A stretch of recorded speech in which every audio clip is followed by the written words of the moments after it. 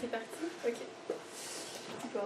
J'ai déjà fait ça une fois avant, mais c'était devant Charles-Éloi, Gabriel, puis ma soeur et mon frère. C'était un peu différent.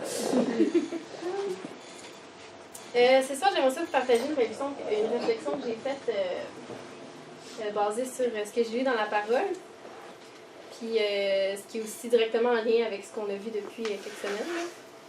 Je vais donc seulement commencer avec le verset qui va introduire le sujet que je vais apporter, puis ça va être dans le titre. Fait que si vous voulez tourner, titre 3.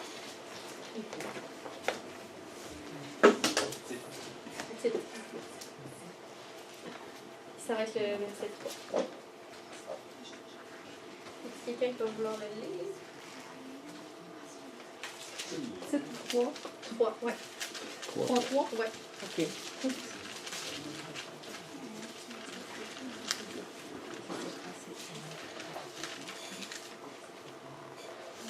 Je peux le lire. OK. Juste titre 3.3. Ouais. Autrefois, nous ne comprenions rien, nous non plus. Nous refusions d'obéir à Dieu, nous étions dans l'erreur, esclaves de toutes sortes de désirs et de plaisirs. Nous menions une vie mauvaise, nous étions jaloux. On nous détestait et nous nous détestions les uns les autres. Bon. Fait que ce verset-là, il nous ramène à ce qu'on était avant d'être sauvés. Rebelles, égarés, méchants, esclaves de toutes sortes de passions et de plaisirs. Mais on a été délivrés de ça. Puis notre nature, elle a été clouée à la croix. Premièrement, c'est vraiment joyeux parce que on n'est plus assujetti par ça. On n'est plus esclave de ça, puis Dieu peut nous donner la victoire sur ces choses-là. Mais par exemple, l'homme reste cher pareil. On reste quand même avec cette chair-là qu'il faut veiller à pas reprendre, puis veiller justement à ne pas reprendre des choses qui nous rendent esclaves. Parce que oui, Dieu nous donne la victoire, mais ça ne se fait pas toute seule. Il faut décider de la vouloir aussi, la victoire. Puis ces choses-là, qu'il ne faut pas reprendre, c'est même des choses qui semblent les plus anodines. Là. Parce que c'est là que ça commence, puis dans les choses les plus simples, qui semblent le plus banales. Puis justement, par rapport à ça, dans Proverbe 4.23, ça va directement avec ce que je suis en train de dire.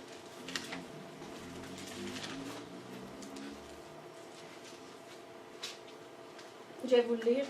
Par-dessus tout, surveille ton cœur, car il est la source de la vie. Donc, ça nous le dit de surveiller notre cœur. C'est pas comme si tout était fait puis c'est fini. Il faut surveiller notre cœur.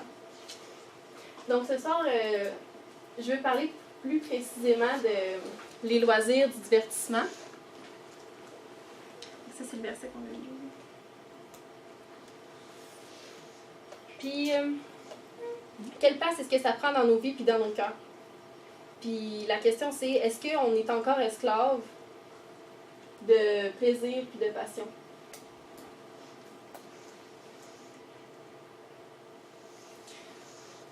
Alors, qu'est-ce que le monde dit à propos du divertissement, des plaisirs? Est-ce que vous avez des idées, des... Qu'est-ce que le monde dit? Oui, qu'est-ce que le monde dit à propos de ça? Vis ta vie, gaspille-la pas. Oui, c'est vrai. Profite des plaisirs. Ouais. Ben, en fait, elle en dit beaucoup la société là-dessus parce que la société est basée là-dessus. Sur les loisirs, le plaisir, la surconsommation, on peut pas en nommer. Là. On va tourner dans 2 Timothée 3, verset 4.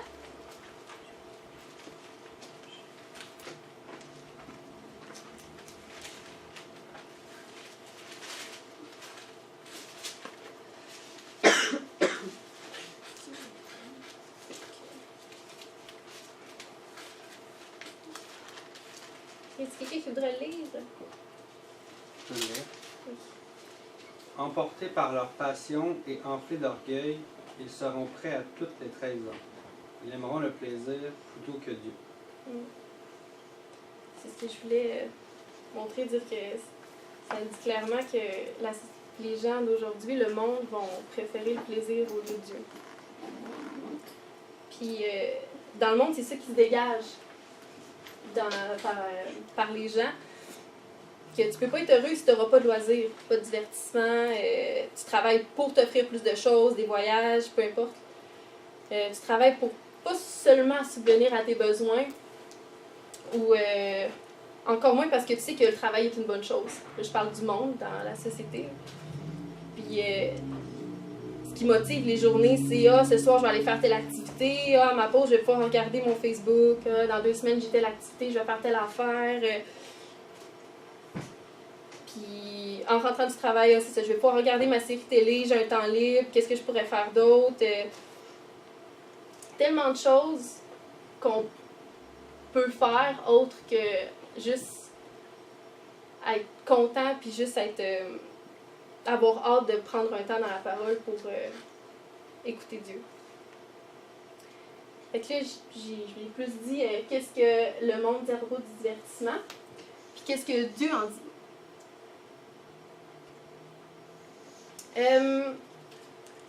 Je vais donc y aller avec deux points généralement, là, puis le premier ça va être dans Colossiens 3, verset 17.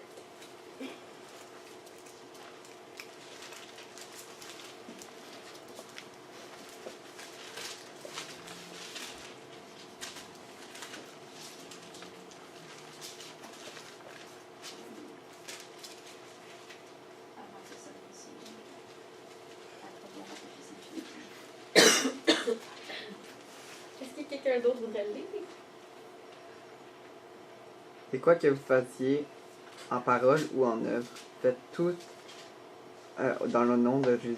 Au nom de Jésus, excusez-moi, en rendant par lui des actions de grâce à Dieu le Père. Je sais que ce verset-là, on le connaît, puis on l'a déjà souvent entendu, mais quand même, ça dit que tout ce qu'on fait, qu'on doit le faire au nom du Seigneur Jésus. Puis, ce que je veux donc apporter, c'est quand je fais telle activité, est-ce que quand j'écoute tel divertissement, est-ce que je peux le faire au nom de Jésus? Est-ce que Dieu peut approuver ce que je suis en train de faire? Un autre verset, ça va être dans Philippiens 4. Ça va directement avec ça aussi. 4, verset 8.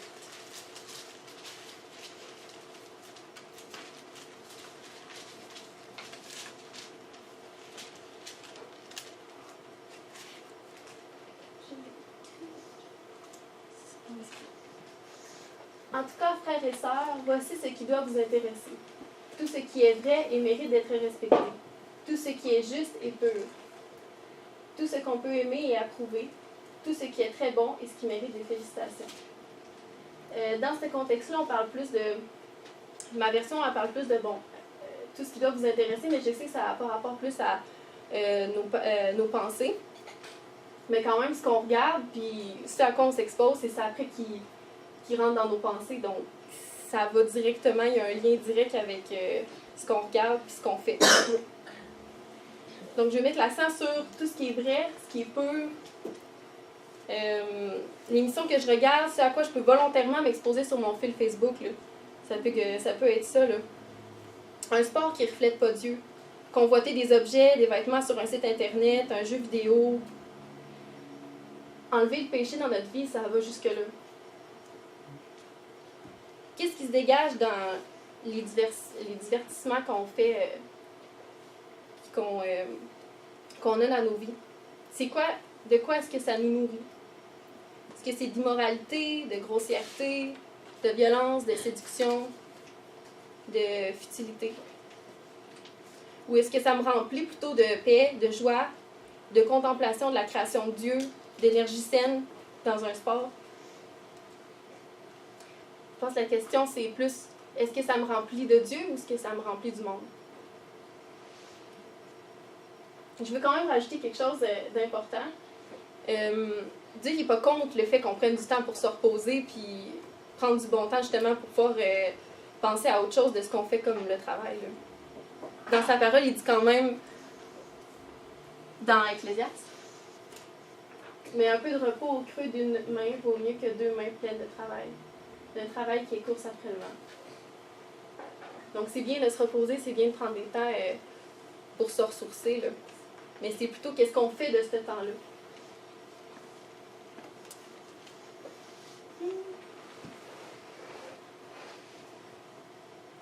Le prochain point que je vais apporter, là on a parlé plus du le divertissement en tant que tel, mais il y a autre chose. C'est quelle place est-ce que ça prend dans nos vies, voire nos journées. Puis, parce que je vais l'expliquer un peu plus tard, mais ça peut être un divertissement peut être vraiment normal qui n'est pas contre Dieu, mais c'est la place qu'il prend dans une journée ou combien de temps. J'aimerais ça qu'on tourne dans Éphésiens 5. Si quelqu'un veut me le lire. 14 à 17. Éphésiens 5? Ouais. C'est pour cela qu'il est dit, réveille-toi, toi qui dors, relève-toi d'entre les morts, et Christ t'éclairera. Prenez donc garde de vous conduire avec circonspection, non comme des insensés, mais comme des sages. Rachetez le temps, car les jours sont mauvais. C'est pourquoi ne soyez pas inconsidérés, mais comprenez quelle est la volonté du Seigneur. Dans ma parole, moi, c'est écrit c'est à profiter du temps que Dieu leur laisse. En lisant ça, je me suis rendu compte que en fait, ça m'a juste vraiment mis le point là-dessus, mais que le temps qu'on a vient de Dieu. C'est pas notre temps à nous. Puis, il nous laisse ce temps-là. Puis, la question c'est, on prend son temps à lui pour faire quoi? Comment est-ce qu'on organise nos horaires? Les choses choisies, est-ce qu'ils sont choisis en fonction pour faire la volonté de Dieu? Travailler à l'avancement de son royaume?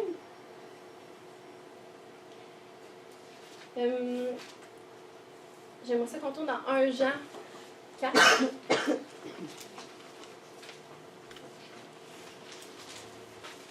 C'est à la fin.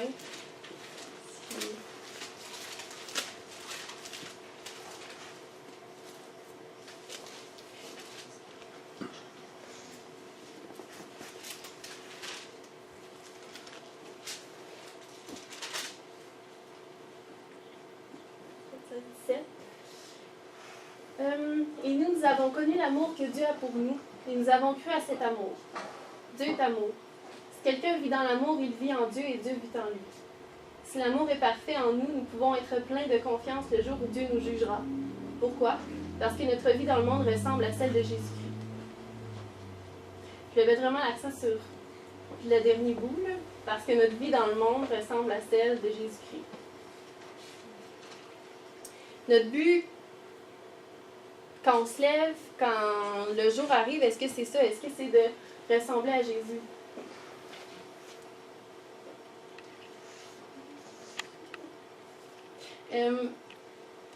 Je vais vous présenter une image que j'ai lue dans un livre chrétien, je pense qu'il y a une semaine.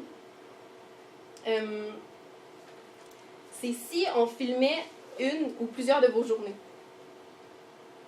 puis qu'on les présentait à des gens quelconques. Qu'est-ce qui se dégagerait de votre journée? Qu'est-ce qui serait le moment important que les gens pourraient dire, ça c'est vraiment important chez la personne dans sa journée-là. Je vois vraiment que ça sort de l'ordinaire. Oui, on a vraiment beaucoup de choses à faire, ça c'est sûr qu'il ne faut pas enlever ça. Mais c'est quoi qui est le plus important dans chacune de nos journées? On a tellement de facilité à pouvoir passer 1 heure, 2 heures, 3 heures sur notre téléphone, puis on a la difficulté à passer, voire 1 heure dans notre Bible. Combien de temps est-ce qu'on se nourrit du divertissement, d'activités dans une journée, vs combien de temps on passe avec Dieu? Comme je disais tantôt, une émission peut être vraiment normale, là, une émission de cuisine, ça peut être un sport, là. Mais c'est plutôt quelle place ça prend dans notre journée.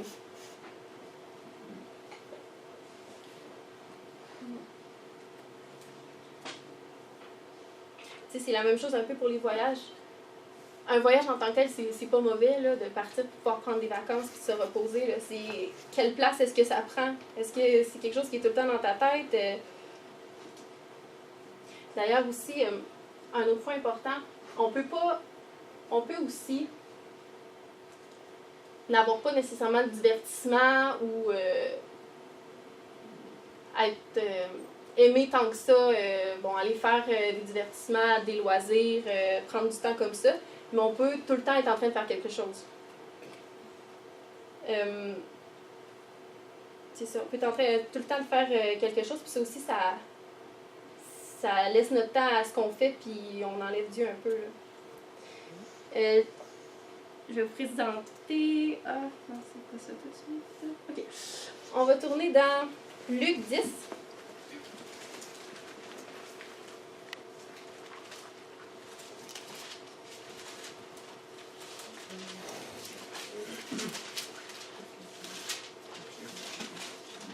Ça va être verset 38 à 42.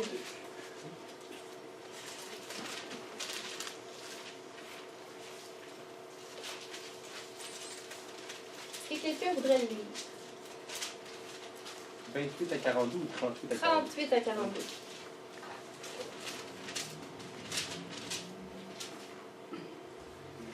Comme Jésus était en chemin avec ses disciples, il entra dans un village, et une femme nommée Marthe le reçut dans sa maison. Elle avait une sœur, nommée Marie, qui s'étant assise aux pieds du Seigneur, écoutait sa parole. Marthe, occupée à divers soins domestiques, survint et dit, « Seigneur, cela ne te fait-il rien que ma sœur me laisse seule pour servir? Dis-lui donc de m'aider. » Le Seigneur lui répondit, « Marthe, Marthe, tu t'inquiètes et tu t'agites pour beaucoup de choses. Une seule chose est nécessaire. Marie a choisi la bonne part, qui ne lui sera point ôtée. » Je réfléchissais à ça, puis Marie, la seule chose qu'elle a faite quand elle est entrée, c'est de s'asseoir aux pieds de Jésus puis de l'écouter. C'est tout ce qu'elle a fait. Tandis que Marthe, elle s'est empressée de faire plein de choses, de vouloir tout préparer sa maison puis de s'occuper. Puis, donc, Marthe vient voir Jésus, puis Jésus répond à sa plainte parce qu'elle aimerait ça que Marie l'aide, puis elle répond à sa plainte que Marie, elle a choisi la bonne part. Au lieu de s'affairer à toutes les choses qui devraient être. Au lieu de s'affairer à toutes les choses que, elle pourrait faire, elle a décidé de s'asseoir puis d'écouter Jésus. Puis on s'entend quand même que Marthe, c'était légitime ce qu'elle voulait faire. S'occuper de sa maison, préparer toutes les affaires. Mais quand même, Marie, elle avait compris que ce qui était le plus important, c'était de prendre du temps pour écouter Jésus dans tout ce qu'elle avait à faire. Je vais donc terminer sur ceci. Cherchons donc à prendre du temps de repos qui est... en utilisant des manières qui glorifient Dieu. Oui, on nous bombarde de plein de choses, de plein de moyens, de plein de façons. Mais en tant que chrétien, on peut choisir des moyens de pouvoir prendre du temps pour se reposer puis d'avoir du temps léger, mais d'une manière qui est saine. Puis qui va pouvoir nous nourrir pour se rapprocher de Dieu puis de nos frères et sœurs. Je vais terminer dans un dernier passage. C'est Psaume.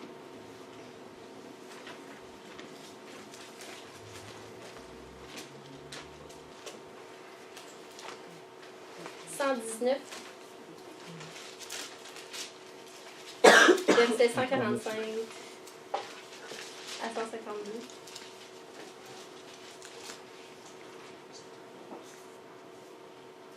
Celui-là, je vais le lire la dernière.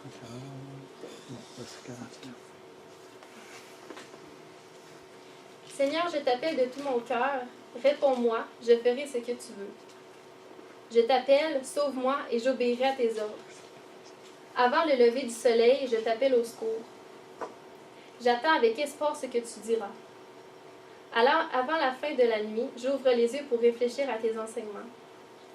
Dans ton amour, Seigneur, écoute ma voix. Fais-moi vivre en accord avec tes décisions. Près de moi, les gens courent après le mal, mais ils s'éloignent de ta loi. Seigneur, toi, tu es près de moi, et tous tes commandements sont vrais. Tu as donné tes ordres pour toujours, je sais ça depuis longtemps. Ce qui me frappe dans ce passage-là, c'est le verset 147 et 148 qui dit « Avant le lever du soleil, je t'appelle au secours. J'attends avec espoir ce que tu diras. Avant la fin de la nuit, j'ouvre les yeux pour réfléchir à tes enseignements. David est comme le parfait exemple de quelqu'un qui prend ses journées du début à la fin pour Dieu. Qui remet vraiment sa journée au complet dans les mains de Dieu. Que tout ce qu'il peut faire, tout ce qu'il peut dire, on le voit qu'il s'attend vraiment à recevoir ce que Dieu veut qu'il fasse dans sa journée, là. Donc, c'était ça que je voulais vous apporter, de considérer, oui, nos loisirs, le divertissement, parce que ça prend beaucoup de place dans la société aujourd'hui, puis de savoir comment se positionner par rapport à ça, mais aussi le temps qu'on a, qu'est-ce qu'on fait avec. Les temps de pause qu'on a, qu'est-ce qu'on décide de faire. Puis le matin, c'est quoi notre première pensée, le soir, c'est quoi notre dernière pensée. Je pense que c'est vraiment important de pouvoir s'arrêter puis de prendre le temps de réfléchir à qu'est-ce qui guide nos journées, là, du lever au coucher. Je vais prier pour terminer.